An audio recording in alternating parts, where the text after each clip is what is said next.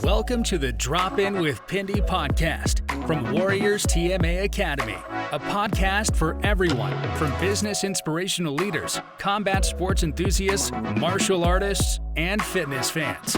Together, we can build our self-discipline, confidence, and positive mindsets through great leaders. Now, here's your host, coach, and former pro fighter, Pindi Matahar. Welcome, ladies and gents, to another podcast here with Drop In with Pindi. I'm here, delighted to announce I'm here right next to Mr. Andy Nugent, everyone. Andy Nugent has, well, not just, he's in the last 5 to 6 years ago opened up his own academy after being involved in martial arts the majority of his life. And I'm super excited to obviously get the story behind Andy and how he got to where he is today.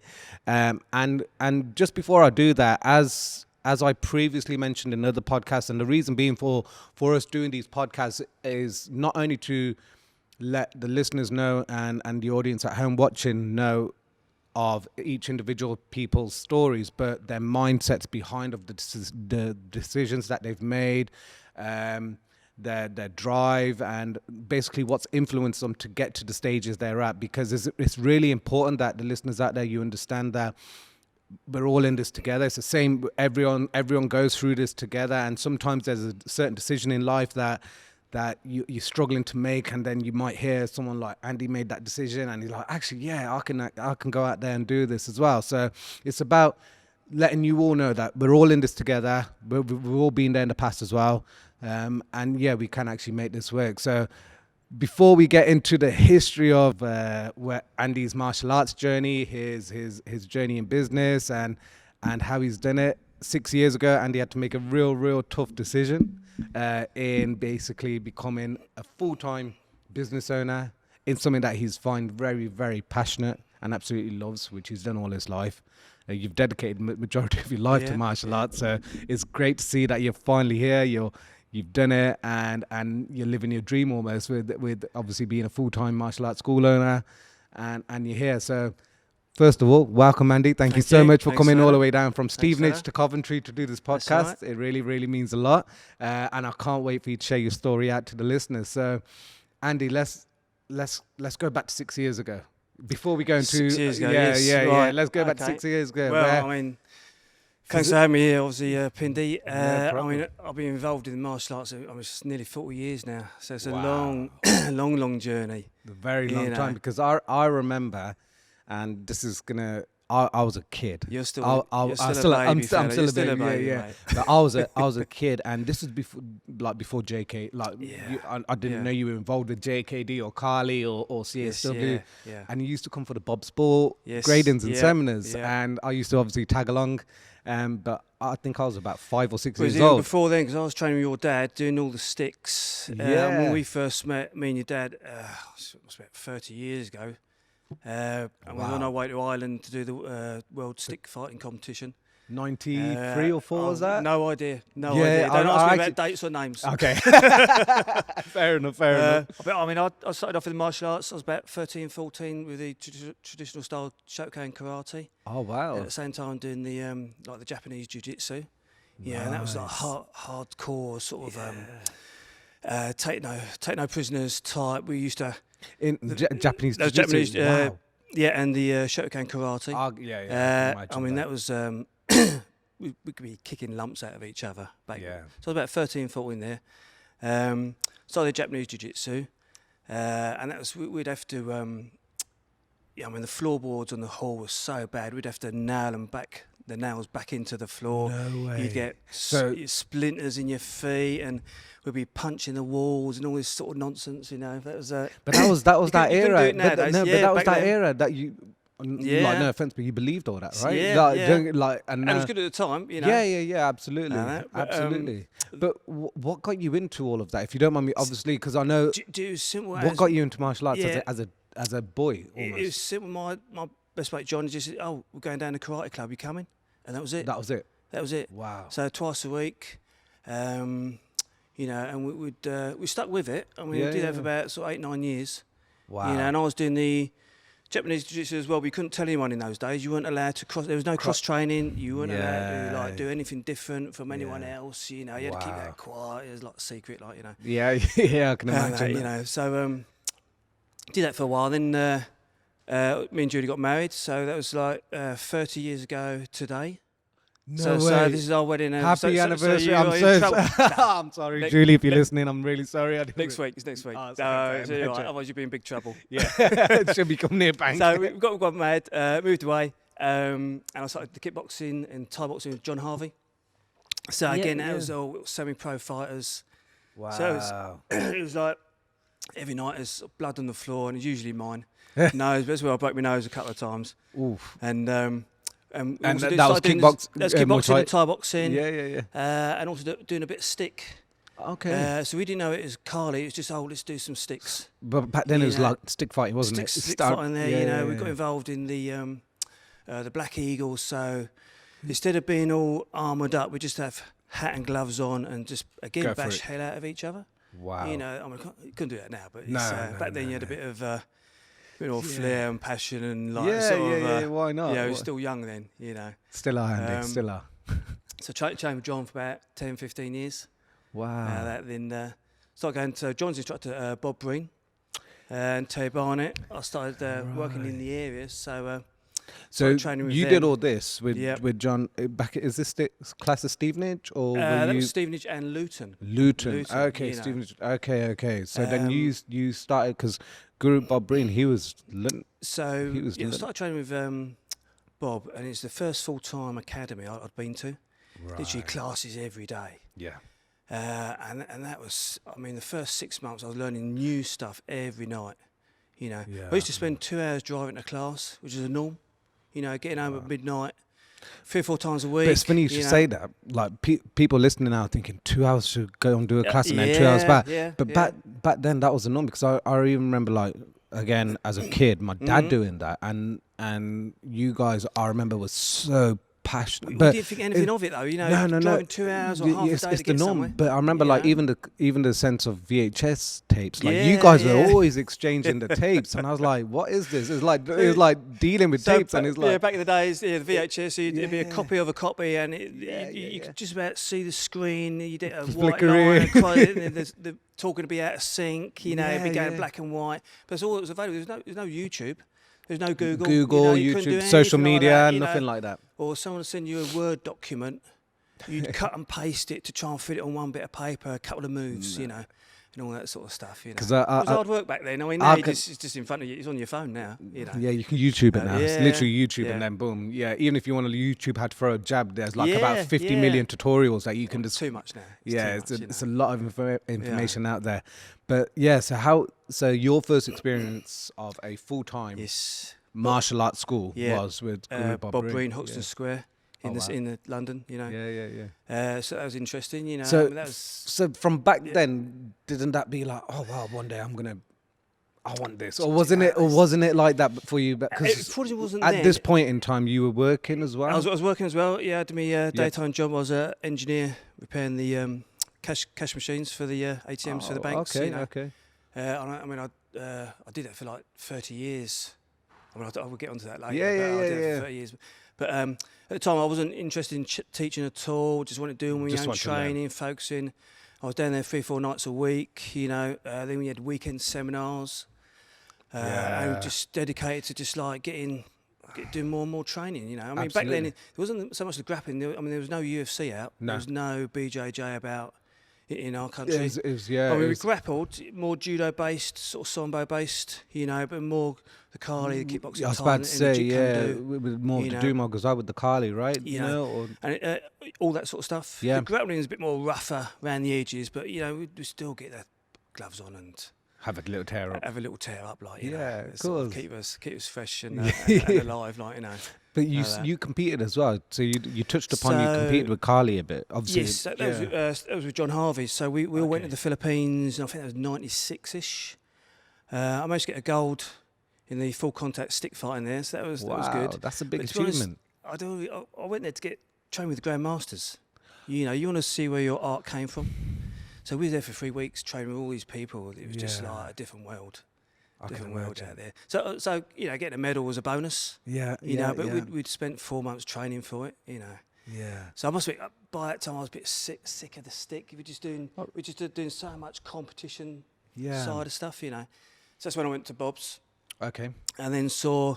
The traditional side of it, the more street orientated, no nonsense approach, sort of getting stuck in with the Carly. Yeah. Because everyone thinks Carly is just sticks.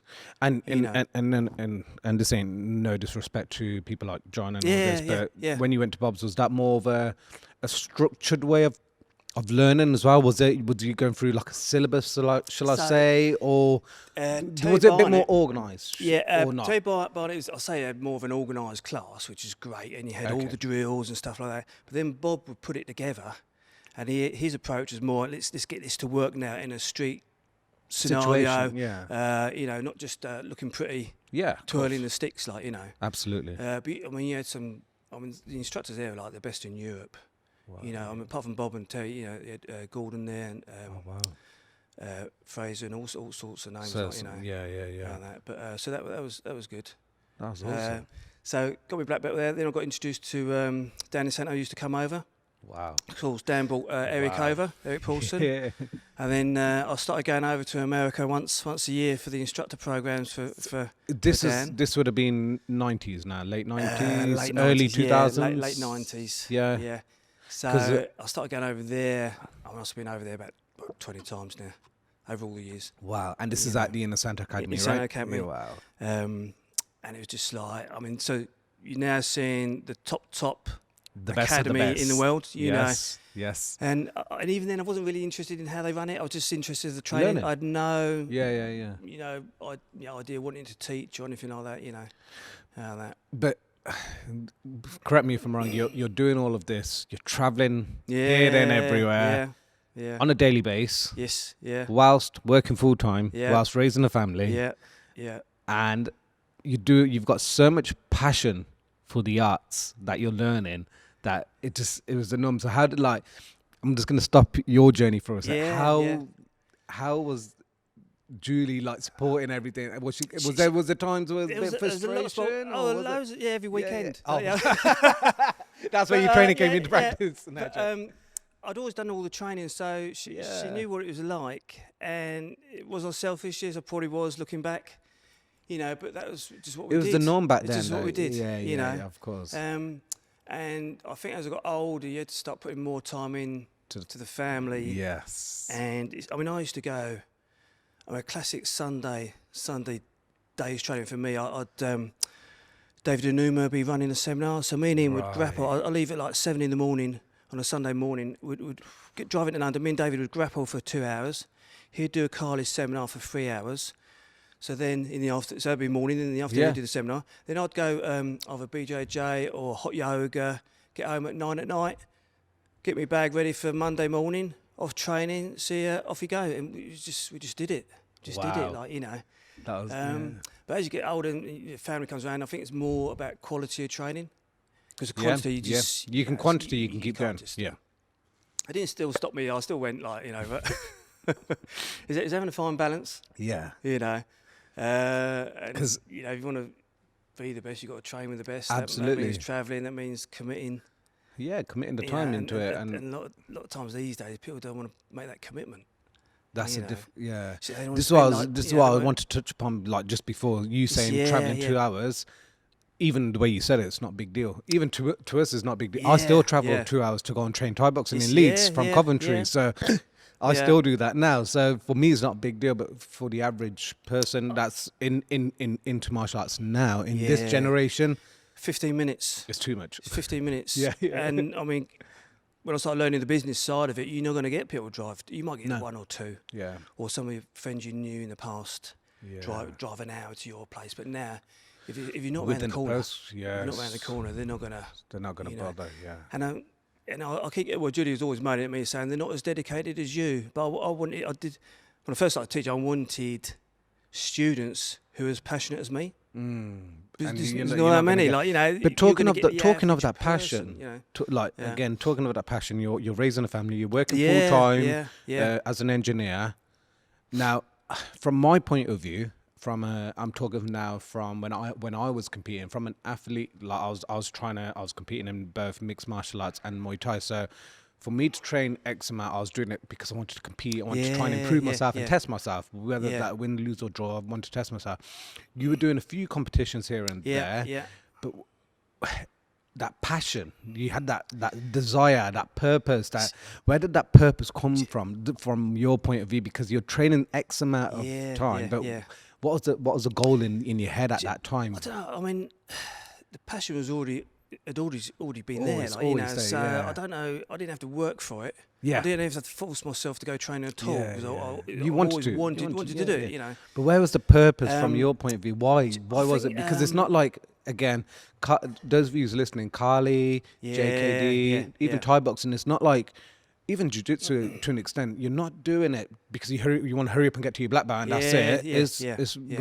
I don't know about you, but we don't really care about the belts that much. No. I've got 9 black belts. I mean, eventually I'm hoping to get my judo one, but it's it's work in progress. You will. Well, the belts and grades do mean a lot, but it's not the end goal. You know, it's just a bonus again. I think I enjoyed fighting in a controlled manner. You know, so you can stop whenever you want. Yeah, you know? I love meeting the people. Your mates are your best of friends. You know, and we loved grappling and sort of jumping about and having a tear up. But you need to be able to walk off the mat in one piece. Yeah. You know, which is a big thing at our club. Like, you know, you can have a tear up and stuff like that, but you need to be in one piece for next day. Yes. You know, to either do it all again or go to work. You know, so the passion was always there. Absolutely. And again, I wouldn't think anything of not driving. Oh yeah, it's 2 hours. Yeah. Yes. Nice. So what? It's just part of it. Part of the training, like, you know. Of course. You know. What about the goal? What was the goal? Did you have a goal? I know that sounds silly to ask. Or was there a goal? I never really had. I want to get good at what I was doing. Yeah. But I mean, fitness came with it. I mean, I've been doing a lot of running as well. Anyway, I've always been running.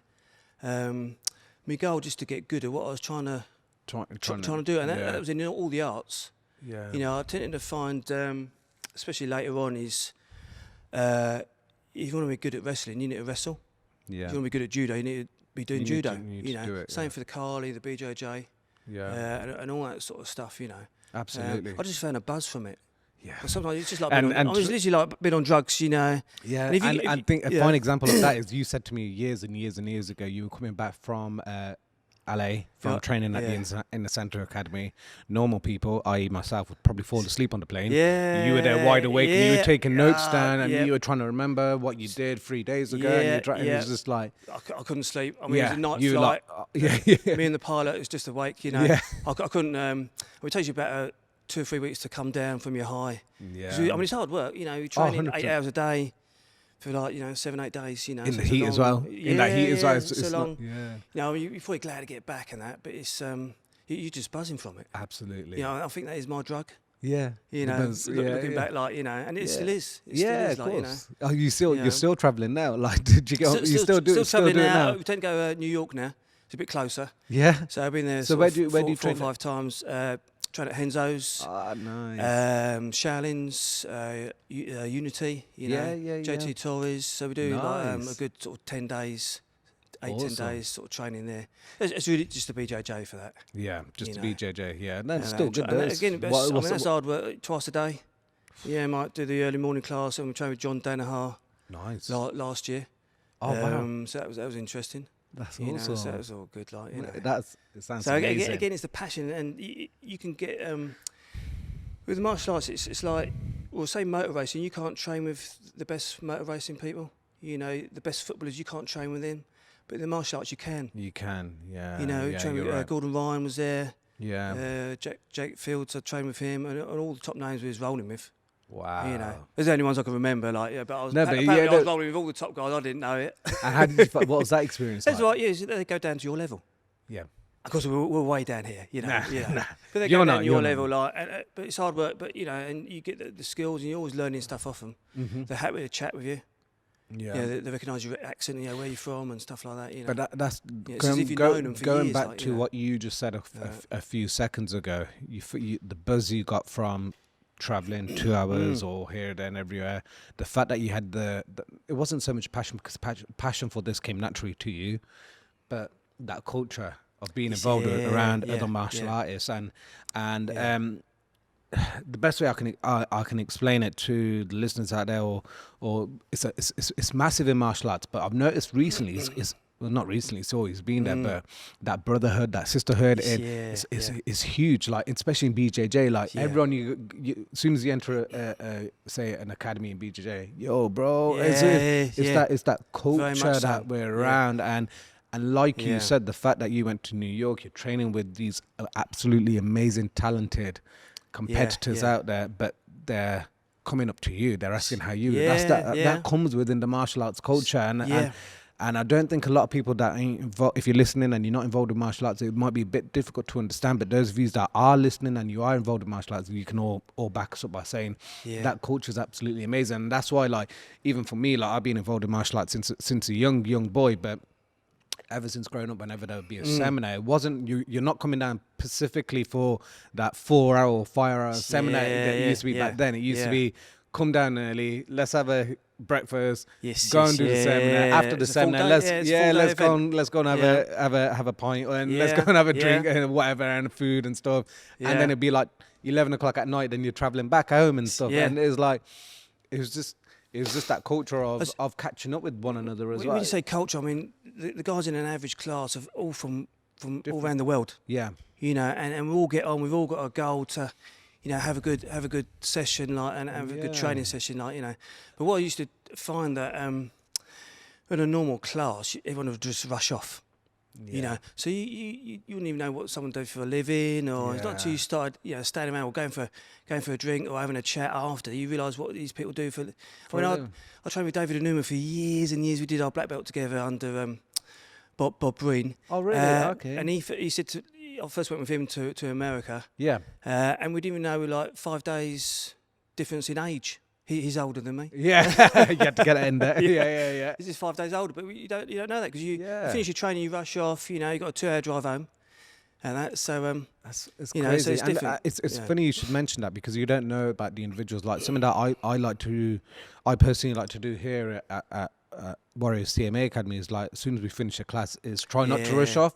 I know. Unfortunately, we're in that generation where people need to rush off, do next thing, which is understandable. But if you can hold back and have a 5-minute chat, as an instructor, you need to speak to every person in 100%. That class. But one thing I absolutely love, and I'm sure you can back me up, but, like, say we weren't involved in martial arts, or you're working a general 9 to 5 or whatever it may be, you could be, I don't know, you wouldn't know, you're all coming from the same background, if that makes sense. But the fact that you're here in martial arts and you're mixing in with individuals is great. And what I mean by that is, you could have someone who's coming in who's a doctor. Do you get what I mean?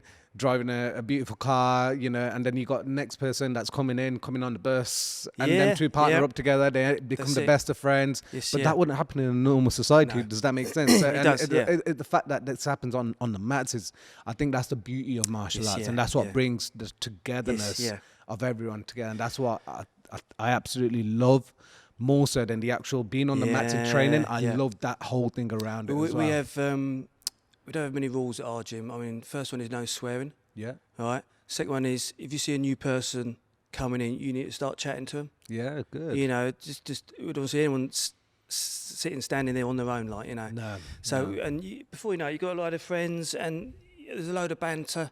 I always advertise our gym as there's a load of banter, mucking about, a load of joking around, but we take our training really seriously. Yeah, you know, that's. And if you're, I mean, we get people coming in. We got, you have to walk up the stairs to get to our gym. Okay. So people come in and their heads down and their shoulders are hunched, and you can see they've had a bad, stressful day. And if they're not walking off the mat at the end of it, laughing, giggling, big chested, feeling good, something's gone wrong. Absolutely. And for me, that is what it's all about. Yeah, you know? 100%. Because that famous saying goes, "There's not," and I'm sure you're the same, but sometimes getting up and trying to train, it's difficult. We all have our bad days. We all have our bad days, but they always say that saying goes, isn't it?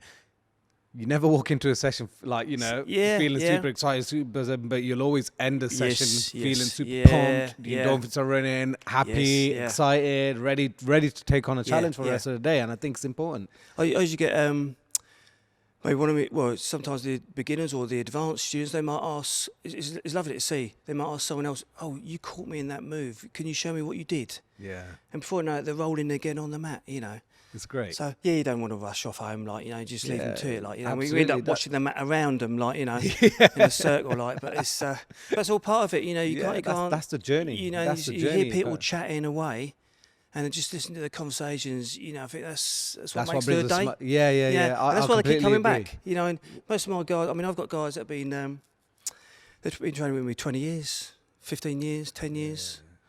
Our average age for our club is over 40s. Semi-professional. Yeah. They're sort of they want to have a good bit of fitness, good jump about, bit of rough and tumble. Yeah. They've got to be able to walk off the mat. They might have a big business meeting in the morning. Yeah. We've got policemen, teachers, all sorts, city workers. Perfect. So they sort of. And it goes back to that saying, they train hard. Train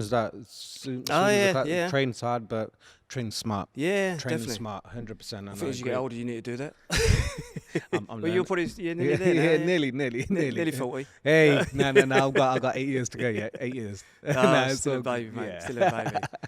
Yeah. No, I completely agree with everything you just said there, and it's important that people realise as martial artists, yes, we're passionate about what we do, but when we're here to develop individuals, and I think you've always seen that being involved in martial arts pretty mature your life, but development is key on everyone. And like you said, you've got professionals that are coming in that have got to go back to work the following morning, so you've got to have that fine line of how to develop them without hurting them.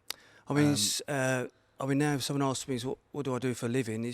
I change people's lives. Yeah. And then you start, we've had one young lady lacking confidence. She'd do one class a week. Now she's doing 4 a week.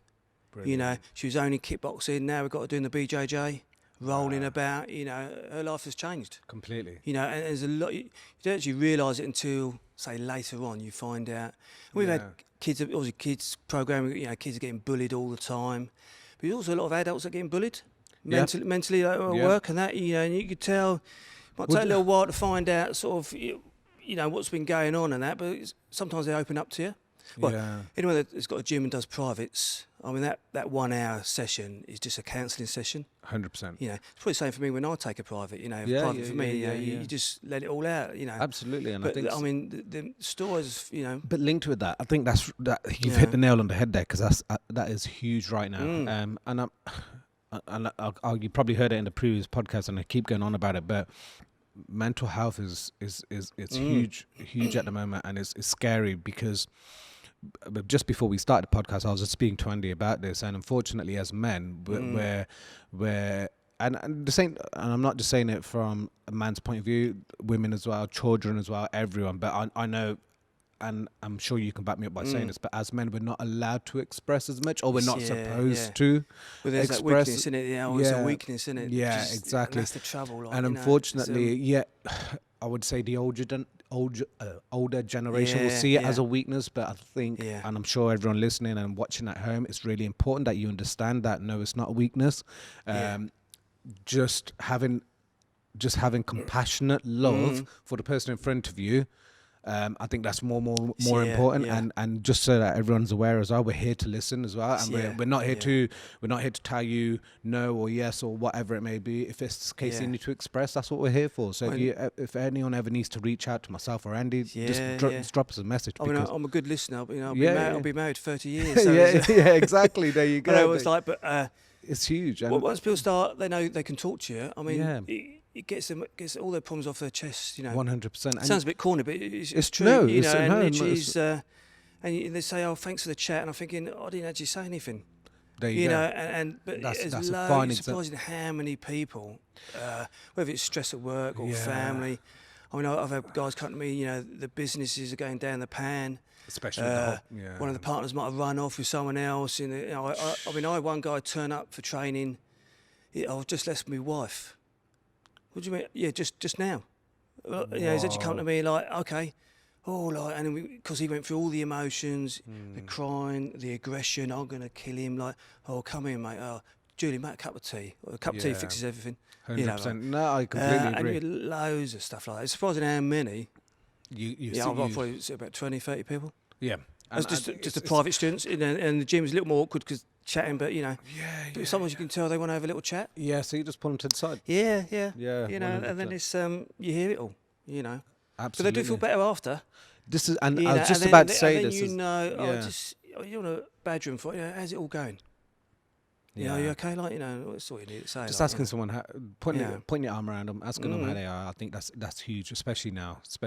Like, obviously, we've faced a crazy thing with the pandemic recently as well. We faced that, and it's great that we're out of this now. We're seeing the light at the end of the tunnel, and we've got to focus again, which is amazing. But unfortunately, there's still a lot of people that unfortunately didn't make it out, and I think it's really important to reach out. The last pandemic, I mean, especially for us at home, it was doing our head in. Even myself, motivation went. I've been running, put on half a stone. You just think it was just a complete waste of every day was a wasted day, because we couldn't work. I couldn't teach privates. We painted the gym, we painted the house. What do we do now? We could take the dog for a walk. I mean, the dog is so fit. He's been walking every day, 4 times a day. And you think, we need to do something now. We need to do something. I think coming out of it now is probably just the right time for a lot of people. And there's going to be a lot of people going back to the gym who are going to be... Absolutely. They've all been ringing me up. When are you opening it up? Got to wait a bit longer. Exactly. No, absolutely. And I think linked with this whole like mental health side of things, and if you are guys and girls, doesn't matter age. You can be 60 plus. You can be a teenager. You can be in school, whatever. Guys, really important note. Like I said, reach out to us if you need to reach out to us. But more importantly, if you can reach out to us and you want to physically come and see us, okay? You got Andy's you got Andy's Academy in Stevenage. You got my academy here in Coventry, and it's really important. And I'm not just saying it but as soon as you have a chit chat with us and you can let a bit of steam off, and you feel like you've got 100 kilos that's just been lifted off your shoulders, and then to top it off, guys, just have a little workout. If it's as simple as going on a spin bike for like 20 minutes or shadow boxing for 10 minutes or hitting the pads and letting that, not saying you've got aggression, but letting steam off. It all helps. It all helps. Yeah, it's all helping. And honestly, guys, I highly, highly recommend doing that. So reach out to any of us too, okay? Whether you want to go and see Andy in Stevenage or myself here in Coventry or anyone else local to you guys, just talk. Yeah, or message us or whatever. I think it's huge. Yeah. So, Andy, linked with all of this, and obviously your journey, like you've done so many arts, linked with the Kali, linked with your Japanese jiu-jitsu, with your karate, with your kickboxing, your Thai boxing. Like I said, my earliest memory of meeting you was through Thai boxing. And this is when my dad used to get Bob Spore down from Bjj down to do the seminar gradings back then, and it used to be at the universities where my dad used to teach. And see, that was interesting because I was at the time. I was just started training with Bob Breen, but I wanted to get heavily into the Thai, like traditional Thai, because at the time everyone was doing like the Master Toddy, Master Sken sort of Thai boxing. Yeah. And your dad introduced me to Bob Spore, and he was heavily into the clinch work. So I wanted traditional Thai clinch. To this day, I think really good. So strong with the clinch. Yes, so strong. Yeah. Which, looking back, helps with the wrestling of today. It's all mixed in. Absolutely. Cross training. So 100%. I loved all that. I did like about 10 years worth of private lessons. With Bob and that, along with all my other training. Bearing in mind you were down south, you were travelling to Bob was in Birmingham. It was about 3.5 hours. So I'd do, that's insane. But I'd go there, and it'd only be like an hour and a half lesson. But then all these guys would come in, and Bob would say, "Oh, have a little spar with him." Yeah. And then another one would come in, "Oh, have a little spar with him." So it literally was all day again, like Yeah. And he'd only charge me for the hour. Then I was sort of another 3-hour journey back home. You know. Yeah. Get me bag again, ready for Monday morning, and then off training again for the next day, straight from work. Dedication. No, it's great. But you've done so many, and then so that was your Thai boxing. Yeah, Thai boxing. And you got to obviously the equivalent of what a black belt is in Muay Thai. And then you started with. When did you start wrestling? Because that was. Well, so I'd always wrestled with, down at from Bob Breen's. It's sort of form wrestling stroke sort of grappling. And then obviously with Eric, when I started... when did you meet Eric as well? So the first time Dan Santo came over. So again, you're looking at 2000... 99, 2000 era, whatever. sort of. Yeah. A while ago. Yeah.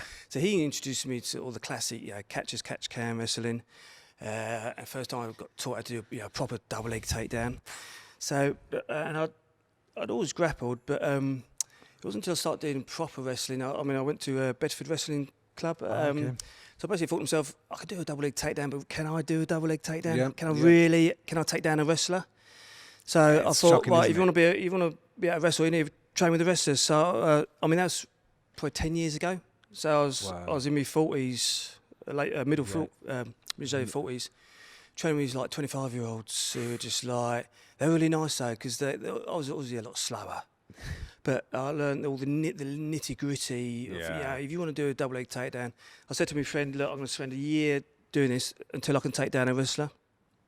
And this year I said to him, this is taking ages, I'm still not working. I said, I've given it a year. He said, no, you've been here 2 years now. And it's just flown past like that, It's amazing. But you don't realise you're getting good at something until you train with someone else. Yeah. And they say, your wrestling's good. And I'm thinking, is it? Is it? Yeah. But I'm obviously training with the wrestlers. That's all they do. That's all they do is wrestle. Exactly. They're not cross-training here. They can't strike, or they've got groundwork, but it's not as advanced as sort of the BJJ type thing. And obviously BJJ you've been doing a long time. So when that first... Again, did that start with Bob? I was at Bob Breen's again. Yeah, Bob's. So still training there. So whenever I started the first club in the UK, that was when Chen came over, before Maurizio.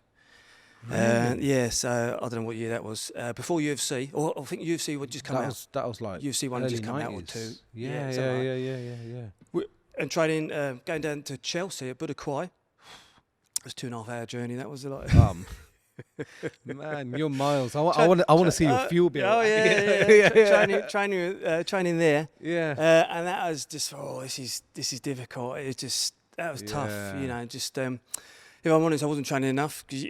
You can do BJJ, it's got to be minimum 3 times a week if you're going to get anywhere. Yeah. So I've done a lot of other striking, and again, I was just training with guys who were just doing BJJ, so they hadn't done any of the striking, any of the Kali. Again, and stuff not like cross-training, So then Rizzo came over with a skinny Roger, who was blue belt there. Wow. And back then, there was only one black belt we'd seen, that was Chen, and then Rizzo came over, and to us, we didn't really know who they were. We knew the Gracie name. Yeah, but no one really at that knew. time. So trained Rizzo, and then he was sort of coming and going from Brazil. Then Roger would take over as well, and stuff like that.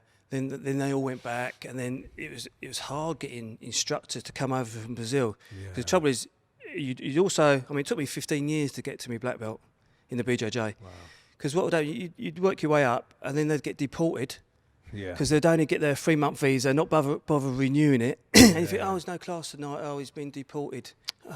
Then someone else will get sent back, sent over here. So you train with him, work your way up again, and then they get deported or leave, or they didn't like the weather. The weather. Played a big part. So you get all that, but gradually sort of work your way up. When did you? So I got to be black belt under De La Riva. Oh, really? So I was one of the first one in the UK English guy to get a black belt under De La Riva. I've been training with David Anumu and Nick Brooks from Mill Hill. What year was this? I know you told me not to ask years, but 2000 and something. Wow, that's awesome. That's an amazing achievement. I'm 73 now, so I don't know how long ago that was. So getting a black 20 belt, years. Getting a black belt in jiu-jitsu isn't, again, equivalent to getting a black belt in karate. Getting a black belt in jiu-jitsu, and I'm sure you all agree with me by saying this, when you get a black belt in jiu-jitsu, that's when it just starts, right? And the average you can get a black belt, average year span is about 10 years. 10 years, you got it in 15 years, and one of the first English. And that was all the old school sort of, they wouldn't think of the BJJ, because there's no money involved with the belts, they won't give it away. No. You got to earn it. Yeah, 100%. I think that's a great thing about that's the beauty of unfortunately, nowadays, you got a lot of arts. 2 years you can get a black belt, doesn't mean anything. Yeah, yeah. Unfortunately, that's right. But no, it's a huge achievement with getting that as well with your Brazilian Jiu-Jitsu, because that's huge and that plays a massive part in your current school right now. And we'll get onto that in a second, because the reason I want to get into that in a second is because the listeners out there, like, you've done a lot of cross training, and when I say this, it's like people are thinking, well, that's the norm nowadays, but it wasn't the norm back then. It wasn't the norm back then. Like for me, growing up in martial arts, there's only Muay Thai and Kali. That's all we did. But it wasn't even JK. Like for me, it wasn't even JKD. But as a kid, with Bob Breen, all the JKD stuff. Unfortunately, it's a bit of a dying art now. Because everyone wants to do just the MMA and all the cross training. But in my opinion, JKD MMA is it's the same thing. It's the same thing. It's the evolution is keeping up with it. Try explaining that to people, but they don't. They just don't get it. Yeah, they think of Enter the Dragon, and that's it. They read the odd book here and there. And they think they know it all. It's a shame. It's a shame, but we need to keep educating everyone with that. But you've gone from doing everything as a child, going heavily into Kali, not so much into Kali towards, like you were saying before, going into Thai boxing, kickboxing, going into BJJ, the grappling arts, wrestling, then CSW as well, which is combat submission wrestling, so you it's great. And the thing is, you don't just do it and that's it. You call it a day. You actually you do it to get to the highest point, but you don't stop. You keep on going and you keep on learning. Like while I'm doing all that, I'm doing all the yoga as well.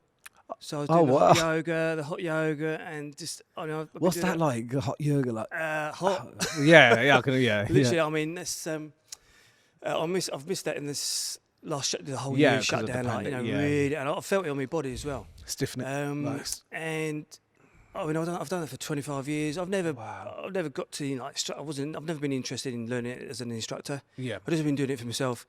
Same for the running. I've always run. But that's just helped me. You heavily got into running in the first lockdown, right? I've done all the we got all the Tough Mudder. Tough Mudder. That's all right for your mum to do, but I used to do the Tough Guy, which is like 4 to 6 hours of running through mud and. Wow. But I got told I had to officially retire from that because the last one was like -10, and only half the field managed to finish, and there was like hypothermia and. No way. We nearly all end up getting carted to the hospital because everyone's shaking and can't feel your whole body, I can imagine. So I thought I called it a day on that, But my dad still runs. He does all the triathlons. That's probably where I got it from. Fair play. That's awesome. That's amazing. So done all the yoga helped to keep my body in one piece. Yeah. And that could be a tough class as well. A tough hour, 90 minutes. Yeah. And stuff. So I did all that, and then. 6 years ago was when I decided to go full-time school learner, which was a big stage in my life. Because it takes, again, and we talk about this all the time, but it's not a click of a finger's decision you can make like that. It takes a lot of courage. It takes a lot of planning, a lot of thinking. But I know I asked you this before, and you said you didn't really have a clear goal. You just had the passion for learning, developing yourself, which is great, and it's absolutely amazing. You enjoyed the controlled competition side of it, where you can walk off. But like I said earlier, you're doing this alongside a full-time career as an engineer. So where was it in your life, in your training plan, where you like, one day I'd like to teach, one day I'd like to own a school? Where did all that come? I think I just got my black belt from Bob Breen in Kali, in Kali, in the JKD and stuff like that. So and I probably just started the BJJ. It was actually then I decided, it'd be good to start my own little local club. When you started BJJ, I first started teaching 20 years ago. 20 years ago, plus 6 years. Plus the 6 years, so 26 years. Wow. So 20 years ago, just a local, just one night a week. Yeah. So then you've got a responsibility now and the commitment. You've got to be there every week. And stay on top of your game as well. Yeah, absolutely. So it started off one night a week, then it went to 2 nights a week. Plus trying to squeeze your own training in as well. Plus all the driving, all the weekend seminars, family and stuff like that. Of course. But obviously you've been teaching before opening up full times. Yeah. As a part-time school owner. For enjoyment. I mean, it wasn't for the money, as long as you had enough money to pay for the hall back then. Yeah. But then that started getting, I was doing all right with that. I was actually enjoying the teaching. I thought I was enjoying taking a complete novice, getting them, whether they're grappling or striking, getting them to sort of look half decent. Yeah. And then even from the early days, you start thinking, because again, it was nothing about men's health and mental attitude or anything like that. And everything, people thank you for the lesson. I said, all right, mate, you've paid for the lesson, but and you're getting all these thanks for, this feels good. But also, you're just helping a lot of people. You've seen individuals' development, not just from a martial arts perspective, but in general life. And that's the biggest thing I enjoy coaching. Again, from not necessarily from a competitive point of view, but I can understand where you're coming from. Just seeing people develop and feeling good about themselves when they're walking out. You see them change. 100%. I mean, I started doing the privates as well. I mean, I had a young lad that was bullied all through his schooling career, and literally took me 2 months to fight off the bullies. I mean, he had 5 sets of bullies bullying him from school and outside of school. His dad was a big, burly bricklayer, like, and he, get on, son, get stuck in. And when he walked in the garage, and he's like, his head's down, he's all bones, no weight, and I thought, no wonder you're getting bullied. Look at you, and I couldn't even get him to push me and kick the bag. But it took about 3 months, and it's interesting because I told all the guys about him, and they was all now interested in this young lad. Oh, how's he getting on? How's he getting on? And it's taken a while. I mean, it took a few knocks, and we was doing the old school fighting back, whether you're supposed to do that these days or not. But it took us 3 months before him to. Once he'd chinned one of the kids, no one touched him. Perfect. Overnight. There you go. And the funny thing was, his mum and dad invited us to his 18th birthday. Oh, wow. Without him knowing, and they'd hired a pub and stuff like that. And it's quite strange, actually. Me and Julie walked in, and it was like walking into an old-fashioned Western bar. Oh, really? Yeah. With all the guns and stuff like that. Because it went silent. No way. So you got about 40, 50 people. And this has gone quiet. And everyone's looking at you, and I'm thinking... Shit, what have I done? And then you hear it, that's him, that's Andy, that's Joe's instructor. And all these whispers starting going around, and I'm thinking... So I sort of started, Julie's like pushing me behind, get in the door, and I'm thinking... And this bloke just walked up to me and shook my hand. I said, I've heard all about you. So this is quite strange. I thought, oh my God, this is. I'm not one for the limelight or anything like that. No. But then another guy, let me buy you a drink. Joe's out the back. His mum started crying. Joe come in, a bit of a hug. I bought him actually a Dan Santo book. Cool. And you don't realise the effect you have on not just on one person, his whole family. All his mates, all his uncles, aunts. That's amazing. So he was there a couple of hours. I was so drunk because I got so many people buying you drinks and But no, that's the beauty of it again, because this is someone who's getting strange, and you don't know the effect you have on all these people. It's amazing, isn't it? And this is what, again, I keep going on about this. The effect that an instructor like Andy, or not necessarily a leader like yourself, has on an individual that they come into the academy. And it's not just what we do on the mats. It's not just what you do on the mats. What's more important is what you do off the mats. And I was saying this, I don't know if anyone heard the podcast I had with Victor Estima, but I was saying this to Victor because, like Victor as well, he has a massive impact on me as an individual. Because it's not just it's not just about the Brazilian Jiu-Jitsu on the mats. What we do is like it's the phone calls I get off him, or the messages, and it's a bigger impact he has off the mats on me. And that's why you can say one little word or one little sentence. Absolutely. You don't realise you're saying it. Those people remember it.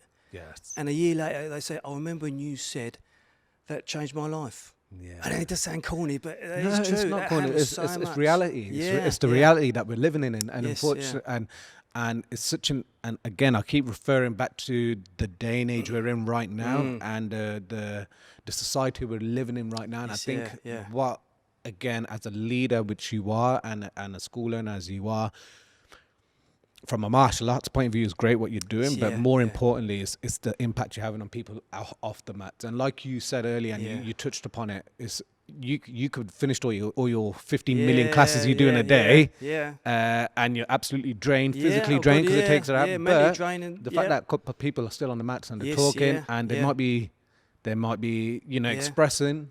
That's when you know, man, this is my school. Sometimes you just want to go home, but if someone wants to chat, you got to have a chat with. You can't just walk away. You can't just let's chat. 100%. And we've been there like midnight, still chatting. You know, you can't say I've got to go. Me and you've been here till midnight. And you've got to drive back to Stevenage still. So I completely get it.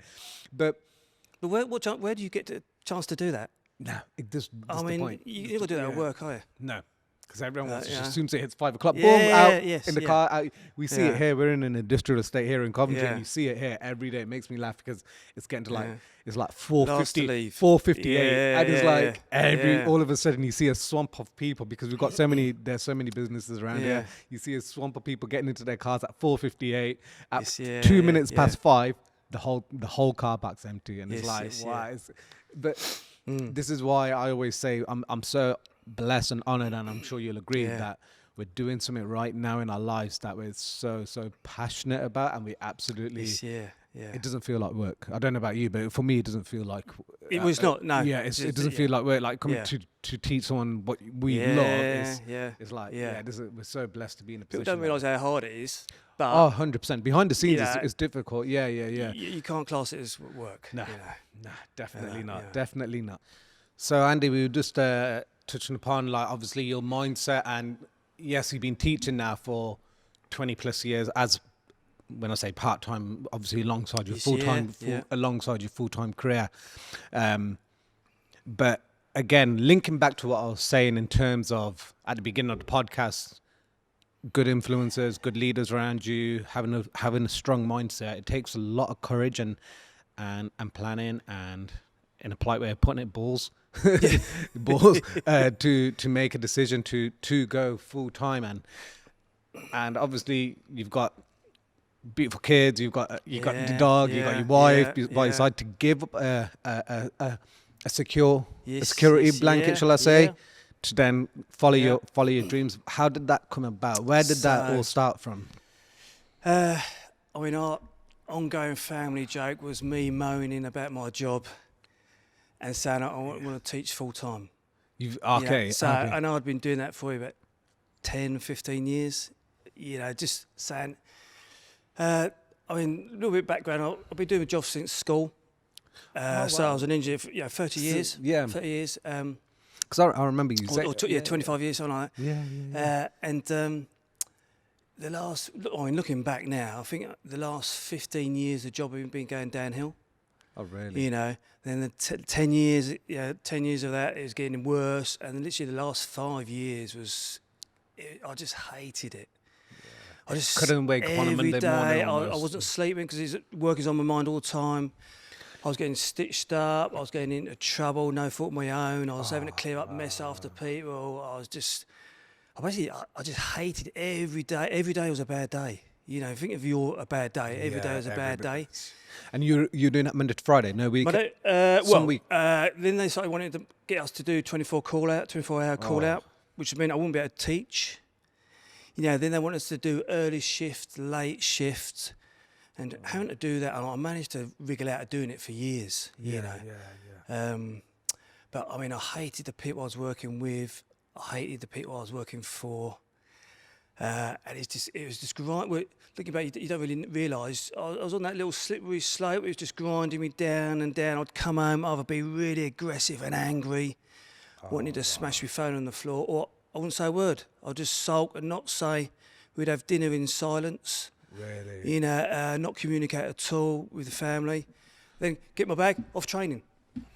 And I think training was definitely a release. I can imagine that. And it was getting more of a release. But then I started to find I'd be training and thinking of work. Whilst training? I thought, this isn't right. And then, work would ring me up on my day off. We've got all the calls for you for tomorrow. And now, bing, I changed. Right, got the ump. Now I got the ump. Yeah. This would be on a Sunday afternoon. And Judy would say, what's wrong with you? I said, I'm thinking about work. Yeah. I thought, we've got to forget about that. It's not till tomorrow. And sort of 10 years of that, literally every day, started getting me pretty down, like, you know. Yeah, I was just about to hit upon that. From what you're explaining of your mindset now, your mental attitude towards work is I hate to say it's what a lot of people are going through right now. Very much so. Yeah, very much, and obviously, you almost use it as you'd say a motivational, like a bit of a motivational tool to get you to open up your full-time school, right? Oh God, yeah, it was, but and we'd always talked about it. Yes. And again, that was the ongoing joke. I mean, not doing it, but I should have. Yeah. I don't think we had I definitely didn't have the bottle, the nerve to do it, and it was just the unknown. That unknown, going full time. I had a mortgage, house, family, kids. You got to be. I mean, we're sensible people. We don't take any risks on anything. Yeah. Oh, do I give up my job? Like, do I get rid of a company car and that? I wasn't particularly well paid, but I thought it's a regular income. But then and you do. I was definitely slipping down that little slope. Yeah. Definitely but you don't know it until you get away from it. Sorry, you're out of it. How far I was going down that road. It was affecting the whole family. The kids as well. And the kids were growing up now. I mean, they're now 26 and 24 now. Right. So I mean, they're still at home then. Yeah. So it all kicked off one. I remember like it was yesterday. Like it's. I had this big. The company, they used to try and get me into trouble, and they'd stitch me up so much. That's mad. And I think I can't stand this. Every day, I think I can't stand this job, but I just sort of stuck with it and never really had the bottle to leave. Kind of like get out of it. So one November morning, I had this huge argument with my boss on the phone over a silly little password. Oh, right? really? Anyone that knows me knows I don't argue with people. I really couldn't be bothered to argue. Yeah, I'm really not an arguing sort of person. But I was screaming at him down the phone. Right. And it's November, and I said, I can't stand this company anymore. I'm leaving. I've had enough of it. He said, what do you mean you're leaving? He said, I ain't got time to deal with you. So I said, that's it. Play. Yeah. And I put the phone down and literally, I just broke into a big sweat. I was soaking wet, and I was baking night, and my hands were shaking. I thought, oh my God! I better go sit in the car. Were you at home at this point? Sorry. No, I was out on the road. Oh, you were out. Yeah, I was in a car park. Okay. An hour away from home. Wow. He wanted me to go do this clear up after someone else that apparently I've been blamed for. There wasn't even anything to do with me, and it's this password. I just snapped. So I was shaking and soaking with wet. I sat in the car. I'm soaking with sweat. What's going on? I just burst into tears. Damn. I thought, what's wrong with me? What's wrong with me? I'd had it up to there. So I'd always text Julie every day, hate my job. Yeah. Yeah, it was every day. And she said, okay, well, you can leave if you want. This has been going on for 10 years. I feel, I can't leave, I haven't got the... I haven't got the courage to do it, Of course. So I text her, and I sort of text her. Sorry. No, go for it. Go. Take your time. I texted her and said, No, go. Take your time, mate. I said, hate work. Yeah. Feeling upset. So it's still raw. It's still fresh. Yeah. Because you got to remember, you've been doing this for such a long part of your life. And she phoned me back. Straight away. And I couldn't get any words out. So she just said, come home. Yeah. So I went home. And she said, that's it. Go back to work. And And literally the weight just came off your shoulders. 100 kilo. What were you talking about earlier? It was earlier. I thought, took a deep breath and thank God for that. Absolutely. And look, I was ill for 2 weeks after that. Really? So they signed me off for 3 months. Work, all the doctors signed me off for 3 months. And the weight, I was just ill. I couldn't even get out of a chair. The weight that just came off me. Yeah. You don't realise how much that weight you're carrying. Absolutely. But would you, if you don't mind me bringing it back up, but would you say, like you were explaining a few minutes ago about other people, other individuals' lives that you've helped with through martial arts and through everything? I just see them going through the same thing. I was just about to say, and you were pretty much living it. You would live in it for X amount of years. Wouldn't say it's so much bullying, but it was borderline bullying and affecting your mental health. And unfortunately, you've experienced it, and look. I've been manager tell me your glass is half empty. You're not a team player. And I said, well, you're right for work, but not for life. Yes. Yes. And then on that day, that was a strange day. It was a strange day. Because I'd never had those feelings before. Yeah. Never been through that before. It was very much, pull yourself together. Yeah. And all this sort of stuff. But, just knocked me for 6. They I can imagine. So they signed me off for 3 months. And now I was ill for like 2 weeks. I just couldn't get out of the chair. I couldn't do anything. So, and when you say ill, flu? Man flu, mate. Yeah, it's man flu. I had no energy to do anything. And, so after that, sort of, I thought, well, I've got to get back to me running. I hadn't been running. I'd stopped running. Mm-hmm. And I wasn't really doing my own training. I was just teaching all the time, So I started getting back into that. And so then, obviously, now I've left work, or I had 3 months of still getting paid. Yeah. And so now I thought, right, okay, this is getting serious now. Yeah.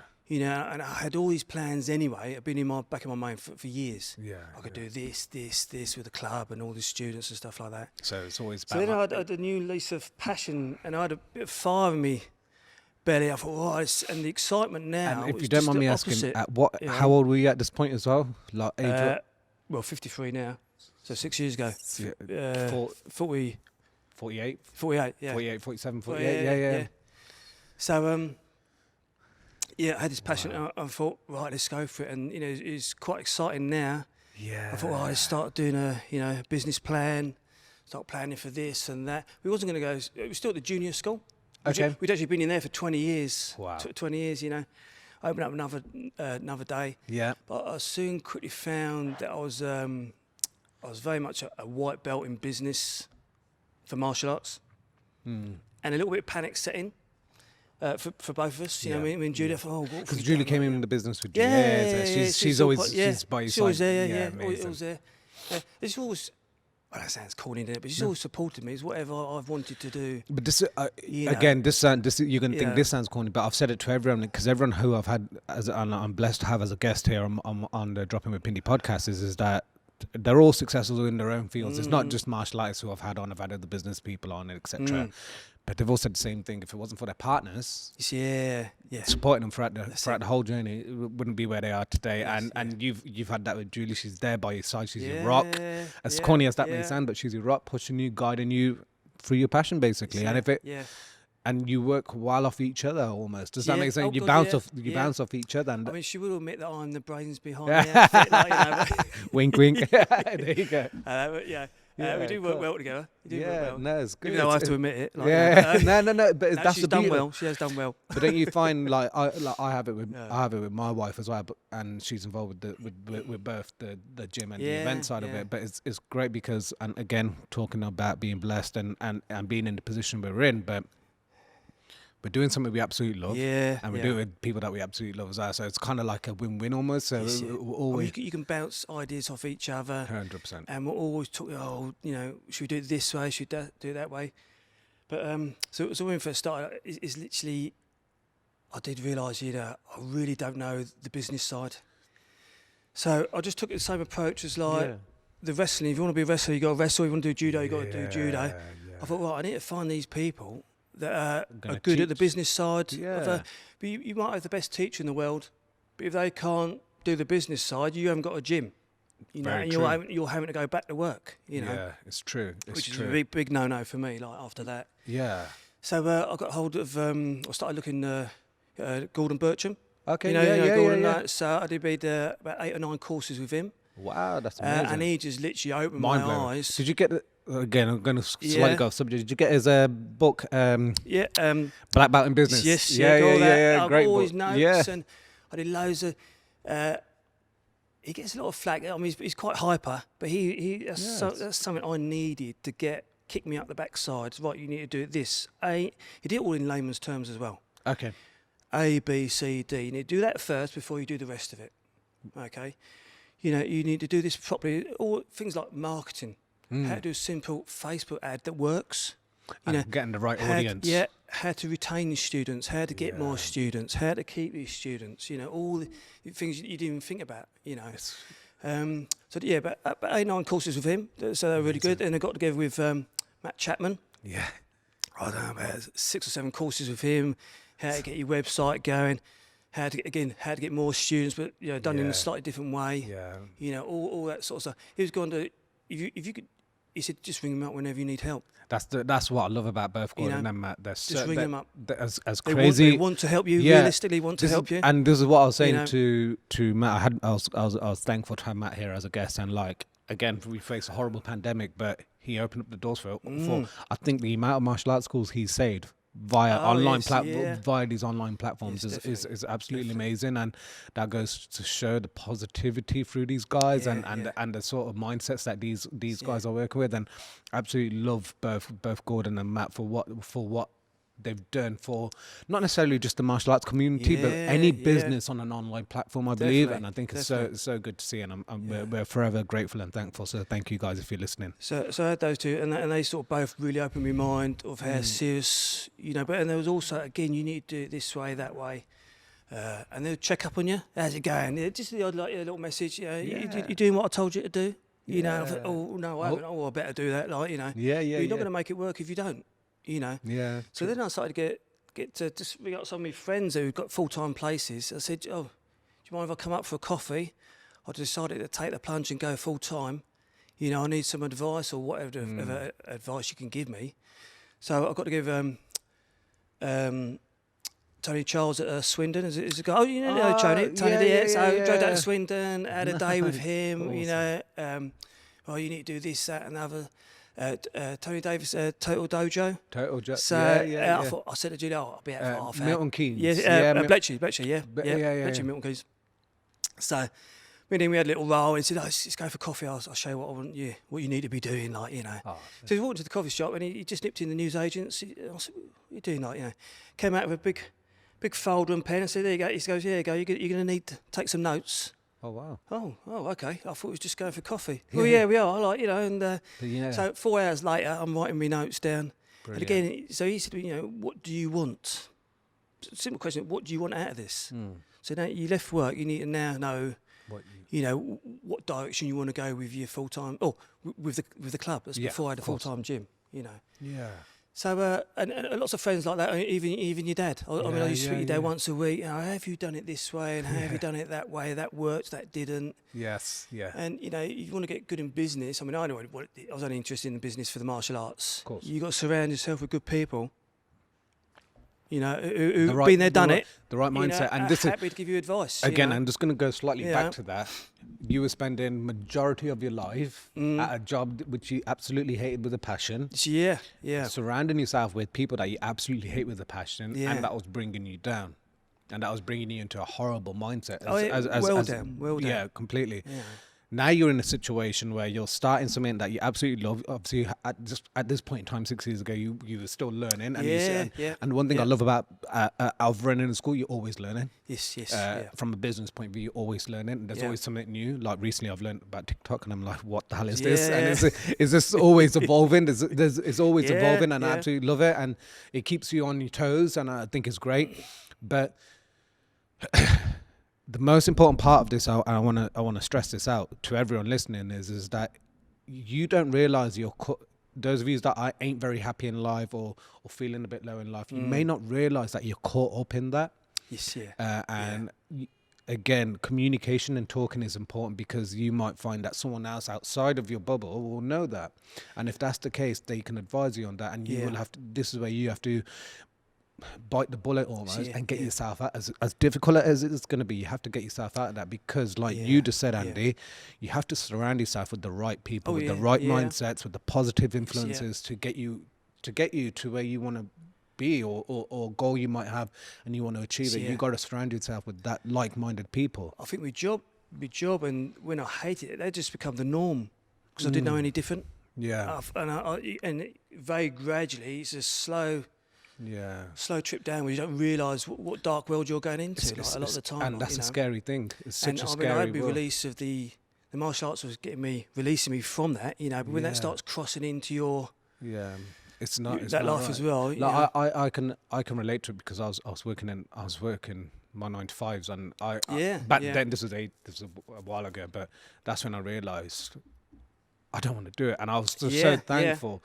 I was so thankful, and I've got to thank, and I've always got to mention, I've got to thank Eric for this, because he's like, just don't do it. And it wasn't that easy to say it, just don't do it. But I was like, it is. Life is like that. It's your life. You've got to make that decision. But think of it, I mean, when we see Eric, the first thing he says, how's your gym going? Yes. That's the first thing they says, because they want you to do well. Of course. And all these people I was looking, asking advice, they all want you to do well. Yes. The same thing, I've helped, I don't claim to be any sort of expert, but I've had 3 or 4 people to go down the same road. Brilliant. You try this way, I'll try that, and I've put them onto Gordon, I've put them onto Matt. Yeah. You need to be doing it like this, because this helped me. Definitely. And there's been a couple of people, they've seen my story and they've given up work themselves and gone full time. Yeah. And it great. And I'm thinking, you can't just give up work. You've got to be sensible about it, Yeah. But I'd already been doing the job, as in teaching martial arts for 20 years. So you're quite experienced. So, just the teaching, but the other side it's of it, the which business, people So sorry, I kind of went off track, but the point I was trying to make, guys, is that a fine example, getting caught up in that trap with the 9 to 5, with your full-time career, and so thankful and blessed that you got yourself out of it, and you're in such a positive mindset now with it. But this is what I'm saying, guys. Just bite that bullet, speak, communicate. Talking's important, guys. Open up, girls as well, kids as well. It doesn't matter who you are. Just talk, communicate. But let's go back to so you're in Milton Keynes. You've taken all these notes down. So literally, which I thought would be a half-hour coffee break and a bit of cake, and literally in there for 4 hours. We got thrown out of the shop in the end, Wow. And he's just giving me all these notes. Again, Tony, they're all good because they wanted to see you do well. Yeah, of course. And again, the passion was really. I mean, we were nervous. We were really nervous, and we did wonder whether we'd done the right thing, but we knew we had. And it's frightening. It was frightening, and we kept saying, "Oh, have we done the right thing?" But what am I going to do? Go work for Tesco's now because I'm not going back to work. Yeah. So, and to be honest, inside me, I knew I'd make it work. There you go. I'll do whatever it took to make it work. Relaying back to wrestling. Yes, Relaying back to. Did you go? Keep working. If that doesn't work, I'm going to do that. If that doesn't work, do that. Plan B, C, D, E, N, F. But linked with that, where do you think you got that from? Because I know now, hearing it, and I think that's just down to martial arts. Right? I think it is. I think it's down to my mum and dad as well. Their work ethic. Yeah. But martial arts is hard work, and to get something to work or to get fit takes hard work. Absolutely. And you got to get stuck into it. 100%. So I've done all that, and then I was at junior school for a year, and then we got a full-time gym, so 2,300 square foot. Wow. I remember this time because you telling me this in 2016. This was right when you come down to Eric 7 and you're I've got my school, and we were just buzzing for you. Eric, Tanya, they were so happy for you. So this is like moving into the Premiership now. Yeah. And we're in like the top 5. Premiership, and it's again, you've got now. A lot of rent, all those rates, all this sort of stuff. It's sort of serious money. Absolutely. But with the work, I mean, behind me I've got some good guys, got some good students that are helping to teach as well. It's not just me. Yeah. There's a team of us. That's great. We went from about 30 students. So in 2 years, we went from about 30 students to about 3 years, probably 150 students. Amazing. Classes every day. That's absolutely classes amazing. Every day. And it's changing lifestyle around completely because definitely, absolutely. I think when you see all these people coming in as well, and the reception is buzzing with people. That gives you energy. It does. It gives you energy. So much energy. You just love it. Absolutely. And then you think back to when you was working. And even when I think about it, I think, oh, so miserable. Because I'm talking about, you don't realise you're there to where we are now, like, you know. Yeah. That was just brilliant. I mean, it's... That's now. And we always say we should have done it years ago, but circumstances, you know, it's just life, again, we keep saying it, as corny as it may sound, but I believe everything has to happen in your life for a reason, and in every negative situation you experience in life, there's always a positive outcome out of there. No matter how low at the time you may feel, and you probably think, "Oh, where's the positive out of this?" And I don't want to keep referring back to it, but that day, that conversation you had with your previous manager at the time, and how it made you feel, and that was your last day. As horrible of a time that was for you, and as how negative it was, the positive outcome, look where you are today. Do you get what I mean? And that's the beauty of it. Living life to the full. There you go. But I mean, again, the ongoing joke was living the dream. Yeah, you are. You know, and absolutely. We're saying that every day. And you know, I've said this.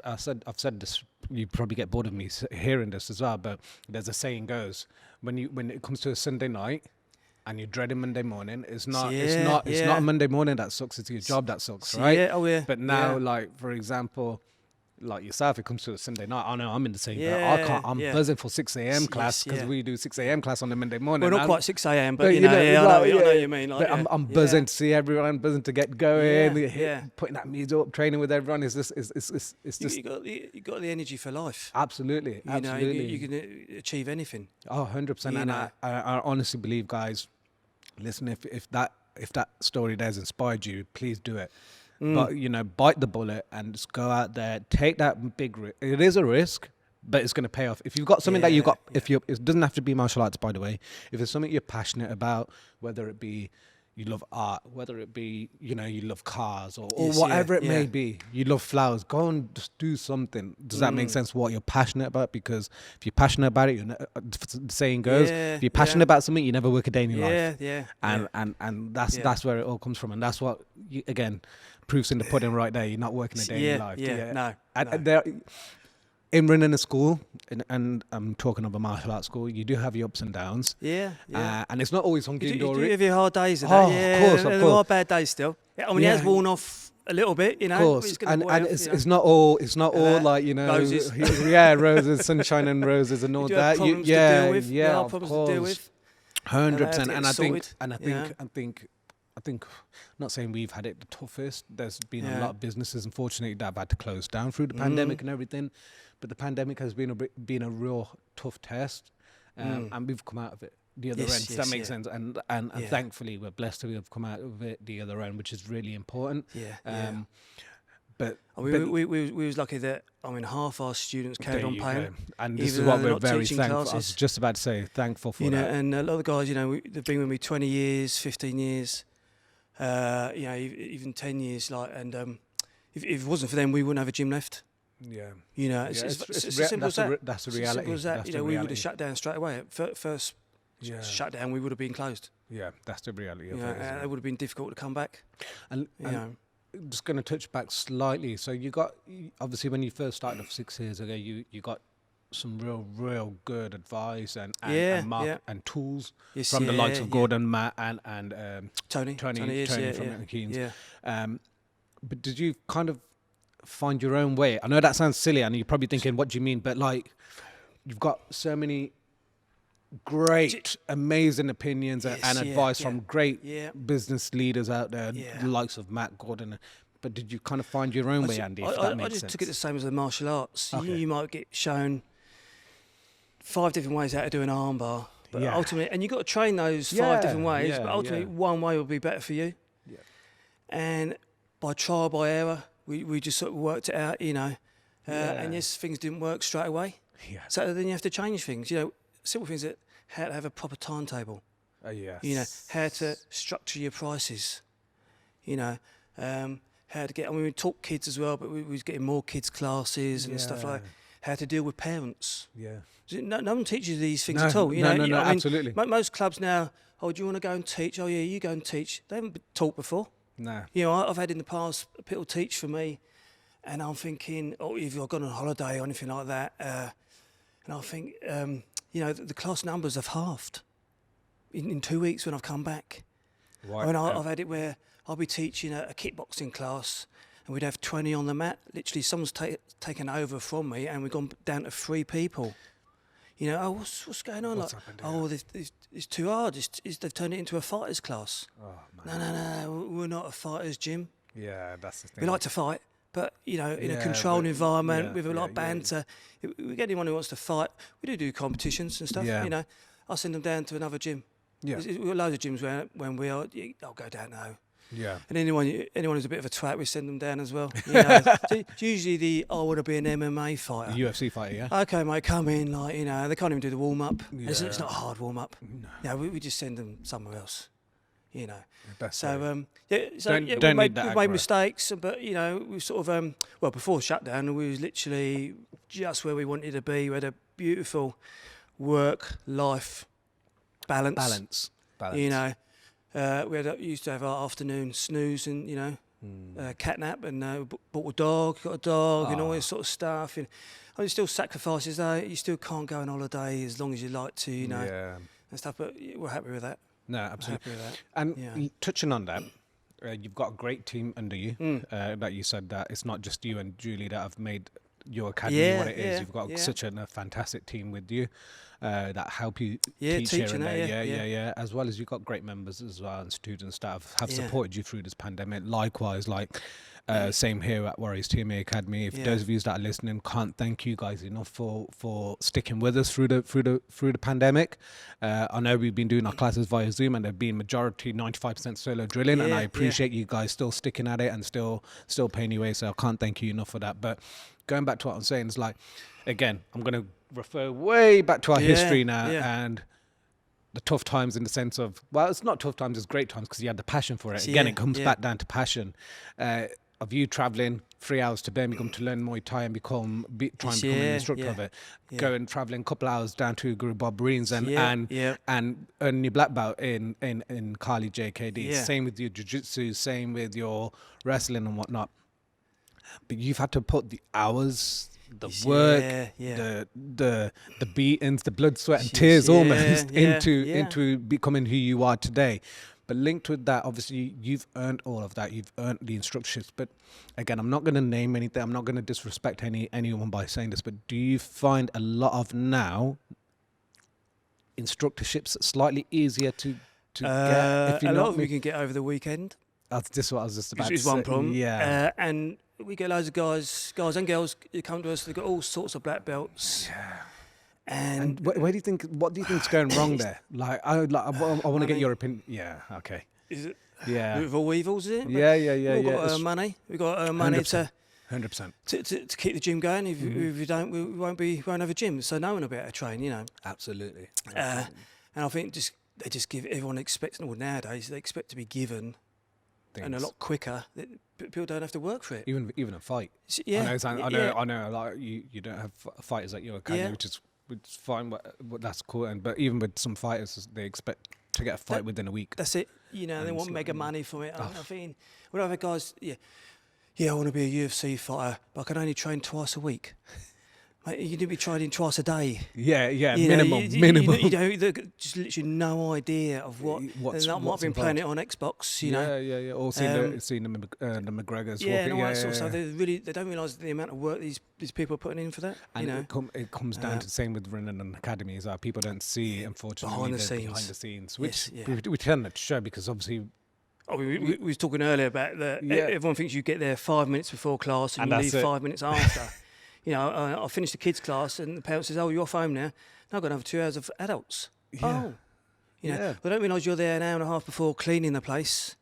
You exactly. know, you have your dinner at 3 o'clock in the afternoon because you're already teaching at 4:30, 5 o'clock. Yeah, you know, it's mad, isn't it? They don't realise that side of it. It's they don't realise you spent all weekend. Well, Julie doing the books. Yeah. You know, or trying to understand the books. So again, we've had to teach ourselves. And again, we're just asking advice for people. Just running the books. Yeah. You know, how to do that side of things, you know. It's difficult, isn't it? It's so hard. You know.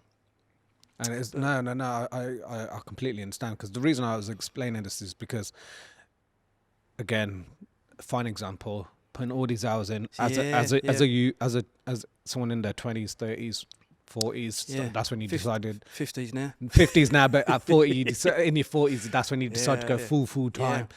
But you put in X amount of hours to become who you are today, right? And what I'm trying to say is, don't get me wrong, there are some talented individuals out there that can get it. That can get it because they've got such drive, passion. And I'm not denying that, but it's important to realize is that when you want something, you've got to put the hours in. You can't. It's not an overnight thing. It's not a weekend course and then boom, I've got level 1. That's it. It's not. Unfortunately, martial arts doesn't work that way. So if you are looking to get a career in it, 100%, I'd strongly recommend it to everyone. Do it if it's the case you love Muay Thai, boxing, whatever it may be. But unfortunately, it's not an overnight thing. So it takes different levels years. Of people. I mean, some people just want to get out on a Monday night and hit pads, have a session, see you next Monday. Yeah. They're not going on YouTube or watching anything, not doing any privates or extra lessons. They sometimes change. And other guys, you got 4 or 5 times a week. Yeah. And they're both getting out. Yeah, they're getting what they need and what they want out of it and what they need out of it. Realise that when you start dealing with the general public as well, everyone's different. Yes. You've got a lot of different characters. Like you said, I think you said it just when you went full time, you were trying to get someone that is the same as you. Yes, same drive and passion as you, but that'd be good, wouldn't it? It'd be great. Yeah, it'd be great, but unfortunately, not everyone's too. Now, I mean, a lot of my students teach me. Yeah. You know, and well, I was having, I know you'll probably agree with me, but I had the same conversation with Dave. Dave, you know Dave, obviously. Yeah. Same conversation with him, and we agreed upon it. It's like when we're now coaching or when we're now teaching, we're trying to teach our students to technically speaking, be better than us. Yeah. So if you're sparring them or rolling with them, and they catch you with that beautiful cross, or they catch you with that takedown, or they catch you with that armbar, it's a kind of like you're in a catch-22. Your pride and ego thinking, man, I just got caught by my student. But then the flip side, you're thinking, whoa, I've just taught him, and look, he's catching me. I mean, some of the guys, I mean, I'm tapping all the time to them. I mean, you say, if you're not tapping, you're not training. Yeah. But you still got to show them who's boss. Yeah. You know, so give him a little dig. Yeah. Little body shot. Just show cheeky him who's boss. Just so they know. But that is all a big game. Yes. You know, so, of course. And we always acknowledge, I mean, the trainer always acknowledges if someone's caught me, you just acknowledge it. Yeah. You know, and they never caught, then they acknowledge that. And then again, you start working out what went wrong with, you know, why'd you keep doing that to me? Oh, well, you're not doing that right. There you go. You know, and then you move on like that, and that's the way it should be, I think. Absolutely. You know, and that's how you progress. You know? 100%. And it comes back to walking off the mats at the end of it. Yeah, because the individuals have got to get to their works or whatever it may be the following day and stuff like that. Yeah. But no, I think it's absolutely great to hear that. And I want to refer back to that very shortly. But there's something that I find that's really inspiring from my point of view, hearing that someone like yourself, and when I say yourself, like you started a full-time business in your late 40s. In your late 40s, which is inspiring on its own. But on top of that, you decided to, at the age of 50 or 50 plus, you decided to take on another sport, another martial art. And where did that come from, if you don't mind me asking? I went full-time, which opens up a load of doors for you, like surprising and daytime training. Yeah. And I thought I wanted to do judo, which is it's a wrong age to start at 50. It's like tough on the body. Judo. But I had the chance to train with a guy called Daniel Stanley. Okay. So he trained full time with the Olympians. Wow. So we're talking high level judo. So I started getting together with him, and he said to me, "Oh, you want judo for BJJ?" I said, "No, I want traditional Japanese jiu-jitsu." Yeah. And I think his eyes lit up, and I thought, "Oh God, I've got someone here who wants proper judo, like you know." So me and my long-suffering training partner Dave Goodman doing the judo, me and him started having private lessons with Dan, and we was awful. We was so bad. We'd be launching each other, you know. And literally the first lesson, I rang Dave up after. I said, "I don't think I can do this anymore. I can't move," you know. And Dan was literally saying, "No, guys, you've got to take care of each other." Because you're going to be throwing each other a lot. Yeah. You know, I thought, I don't know if this is for us. Perhaps we, taking on too much. You know, but again, there's we've got to progress. You've got to get through it. You've got to try and focus on there and get half decent, you know. So I wanted to be good at. So I could throw. I've always done throwing. Yeah. But I haven't been 100%. I want that nitty gritty. Basically, Where's your left hand go? Where's your right hand go? I want the proper back footwork, to your double leg again, where you went sloppy throws, and you know. Yeah. So that was the same for the wrestling. Yeah. You know, I was always doing a sloppy double leg takedown. Yes, I'd catch people. I wasn't really. I wanted to beat the judo guys at judo. Yeah. So we started progressing. You know, he was doing all right. I saw you compete as well. Yeah, I did. Yeah. This is crazy. Fair play. So I'd compete on the age category below. I generally set myself. I do judo competition twice a year. Yeah. It's a bit of fun. I don't enjoy pressure again. I don't particularly enjoy the pressure. Yeah. I thought the competition pressure, like the nerves. Yeah. But how can I be a black belt at judo not having done competitions? Yes. So it's just a bit of fun, and I went there. I'm in blue belt at the moment, but I just wanted to beat them with judo. I mean, to be honest, I could smash all of them on the ground, and even all the black belts. Of course. It wouldn't take 2 seconds, to be honest. But I wanted to beat them with judo. Yes. I was there to improve my judo. There you go. So yeah, I won a few local competitions, you know, so that was good.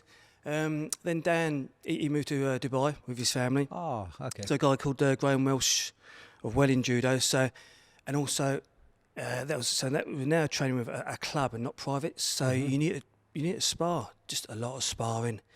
And they had some monsters. But these guys are really good because they would show you what we was doing wrong. Yeah. Because I was always asking questions as well. I was the annoying person putting my hand up. Graham would show a technique. Can you show that again? Or what are you doing with your left foot? I'm putting it here. You know, no one else would ask these questions. You know. Of course. So people would. But that shows your drive. Yeah, that shows your drive. You just want perfectly how to do it. You know. So we were supposed to do our brown belt, but then lockdown hit, so it's on the burner at the moment. You know. How does the belt system work in judo? Like, just to be clear. White, red, orange. Orange, yellow, green, blue, brown, black. Eight. It might be slightly different there. But No. So you're quite close then. So black belt, you have to do a line up. So you do your technicals to get your black belt. You do your technical side, and then you got 5 other brown belts all trying to compete for their black belt, and you got to beat each one. Or you can do it at competitions where each time you get 10 points for Nippon. And in terms of getting your black belt in judo, like obviously, like we were touching upon jiu-jitsu earlier, it's roughly a 10-year span. What would you say? Does it vary or 5 years? 5 years. 5 years, which is probably longer than a lot of stuff. Mm-hmm. You know, if you're training it on average twice a week. Yeah. You know, but so that is tougher. So BJJ, you're awarded it. You don't have to fight for it. Yes. You know, but they won't give it to you already. Judo, you got to win it. Oh, wow. You know, which is a bit tougher, like, you know. Yeah. So I still got that to come. So that's going to be a challenge, you know, because you're going to have to fight these 20-year-olds. You know, but I want to win it with judo. I understand. I understand. I've said that the other day. I'll probably if I can do an armbar, I'll do an armbar. Because it still is judo, but you know, just to get it, you know. So so that's my sort of goal at the moment to get the black belt in judo. Actually, judo and so that, you know. Then you got 10 black belts. There'll be 10 black belts, you know. Amazing. There's only a bit of paper in it. Of course, and it's the same with any. It's like what we said earlier. It's the journey. It's the journey with it. Yeah, you know? Exactly. The journey, the culture behind it all, and then on top of that, it's maintaining it. And it's not. This is what I'm saying. And this isn't just related to martial arts. It's business as well. It's not. Got a black belt. That's it. Tick off and never touch it again. You got to maintain it. You got to keep working towards it. And keep going. It's hard work. Absolutely. You know, hard work. The body doesn't bounce so well nowadays, you know. But you're still keeping on top of it and still looking after it. Just about, you know. And again, it goes back to what I was saying before as well. And it's about investing in yourself. And like you're investing in yourself now. You're investing in your health by doing things like your hot yogas and and it's the fitness, important. the running, the weights, you know, all that sort of stuff. But without that, without doing any of that, would you have the same drive? I think I've got that drive to do like the yoga and the fitness, just helping with the martial arts.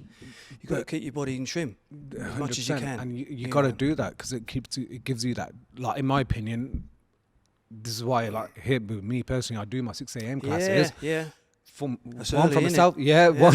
But one from a selfish point of view because I want to train at that time, but also because and the guys training with me at the time and the students training with me at the time, they can back me up by saying it sets their day up. soon as we're not doing martial arts, we're just doing fitness classes, right? So just bear that in mind. But you're sweating, you're working out, you're looking after your body, your endorphins are going, you feel positive, you feel great. You may feel horrible coming in, but I guarantee everyone, like you mentioned with your guys on your mats, when they're leaving here, they're leaving with their head held high, ready for their day. Blasted at 200 burpees at 6 a.m., you can achieve anything you want in the rest of the day. 100%. And I think it's so important that it doesn't matter what age you're at, it's just a number, because you got to look after your body and you got to make sure you're putting in that work to get to get other achievements in your life as well. If you don't mind me asking, how old are you now? How old am I? Well, I'll be 54 this year. 54, and starting a new art at the age of 50, 54, and achieving, still competing in there. It's absolutely it's inspiring to see. So a massive, huge well done on that. Can we see you competing in BJJ later on, in the Masters and stuff like that? Can we? It don't interest me, actually. Really? No, I'd rather do the judo. Okay. Yeah, which is probably tough on the body. Yeah. But I'm just focused on the judo for competition-wise. Yeah, competition-wise, yeah. And then it's more fun watching your own students doing it. Yeah. You got diet, you got diet and all this sort of stuff. You have to lose half a stone, all this sort of stuff. Nah. But you were there in the first lockdown. You were running on a daily. I'm done well on this last lockdown. Yeah. Extra half stone on me. I was focused for that and get rid of that. Definitely. I'm just getting back to the running now, getting back to the fitness. Mm-hmm. We open up next week for kids. That's awesome. And then the adults next month. That's good. That's good. But going back to running the school itself. What's future plans for you in that? I know, obviously, but yes, it's future plans. Is there going to be, you're looking to develop some more of your students and becoming instructors under you, or possibly? I think. This time last year when we was at 150, we'd met all our goals. That's you still amazing. Need goals. You still need personal goals and of stuff course, like that. You still need to be doing that. Yeah. And goals, half-hour goals, a day goals, weekly goals. And all that sort of stuff. Important. So basically, we've got a lot of gyms. We've got to build it back up. Yes. Which is going to take a lot of work. That might take 18 months easily to work. Get back to where we were. So that's our first priority. Yeah. And then you think, do I need early retirement? From the gym. Who knows? But I think if we can get back to that 150 students, we was happy there. Yeah. And then obviously with everything that's happened. Once things are flowing again with the academy, you're going to be back travelling again to the States, training with the likes of Guru or anything, or not? Or is that hopefully, because I know he doesn't come over here anymore, but I want to get over to LA again. Awesome. The last sort of 3 or 4 years we've been going to New York, so it's a bit easier on the body. Of course. The flight, just the flight, flight itself, and that. But so all those trips are planned. Any seminars at your place you got planned? Not so much of ours at the moment. I'll be going to a load. Yeah, definitely. No, awesome. Why not? You won't stop me going to them. Nah, definitely. I'll still be doing that. And sometimes I tend to like to keep my training separate from my own students. But I've got a handful, about 6 or 7 guys that sort of between us all training. Oh, good. So there's a hardcore sort of guys that are. No, that's cool. Sort of training with me, Definitely. No, that's good to hear. And Andy, obviously, I know we've been touching upon this throughout the whole of the podcast about mental health, and obviously getting some individuals that are getting affected with it. If you are listening or watching at home, but any advice that you could personally give someone right now whilst they're listening, what would you turn around and say to that person that's struggling to get off their sofa and accomplish their dreams? A lot of people there. There's a lot of people that are struggling, and it is about the communication. I'm probably the worst at it at home, But you got to talk about it, and you got to find out what you want in life. Yeah. I just found out I didn't want to be in my 70s and 80s thinking I wish I'd done that. And sat on your sofa. Yeah, I think it's too late now. I wish I'd done that. Yeah. So, but we never had this sort of the bottle to do it. Yeah. Obviously, it's great now because we've done it, and of course then you wish you'd already done it, but ages ago. It's just it's talking to people. Yeah, communicate. Getting the fitness going because that always helps. Get those good endorphins working. Even a simple walk. Yeah, walking, 100%. You need to get outside and do something. Definitely, guys, and I just want to touch upon that because I don't want to keep bringing it up because I know it's such a tough time in your life at that point, but you didn't realize you were in it until that one day, right? And no matter, and obviously you kept it every now and again. You bottled up. Yeah, you kept it bottled up, right? Yeah. Had you communicated it? Yeah. Even to myself, even to my dad, or anyone else, like even Julie, had you communicated more, I think we would have turned around and said, "Andy, you're going down that slope. Andy, you're stuck in that horrible." I think the whole family is getting dragged in with it. Yeah, and people don't realise that either. Yes, and it's a really negative. The kids used to ask Julie like, "What sort of mood is Dad in?" When they'd come in, whether to talk to me or not, like, that's. But you don't realise that, Of course, at the time you don't. At the time you don't. No. So, guys, like you've heard Andy's story right now. You heard what it took for him to bite that bullet and get out the horrible situation that he was in, and you got proof in the pudding. Look at the man who he is today, and look at the lifestyle he's living now. He's absolutely passionate about what he does on a daily basis. He's happy. That's the main. Loving life, fella. Loving life. Yeah, there you go. You're happy. That's the main thing, isn't it? And you're going to sleep. Can't wait to wake up in the morning to do it all again. So that's the main thing, ladies and gents. If you're listening out there and you are struggling, just remember Andy's story because he was caught in there, and now look, he's loving life right now. So thank you so much, Andy. Just for everyone at home, where can they follow you on social media so they can start? I'm on also Facebook, Instagram. Not quite on TikTok yet. Twitter. I mean, if they just Google Andy Nugent, you get all the websites and stuff like that. Awesome, guys. If anyone needs a chat, just hit me up, mate. Please, guys, reach out. We're here to help you guys. Reach out to us. So just you can follow Andy on Instagram, Facebook, Twitter. Eventually, I'll get him on TikTok. Eventually, we'll get you on TikTok. But no, guys, and Google him. Go onto the website as well. And if there's anything that you guys are struggling with, or you need to reach out, or you're unsure, or if you're scared to make that next move in life, please. Yes, Got a fine example right in front of us right now, guys. Just reach out to Andy. Even myself, if you're struggling, guys, we're here to help. But Andy, thank you once again for travelling all the way down from Stevenage to Coventry to do this podcast. Really appreciate your time. Now I'm going to beat you up. There you go. Let's do it. Thank you, guys.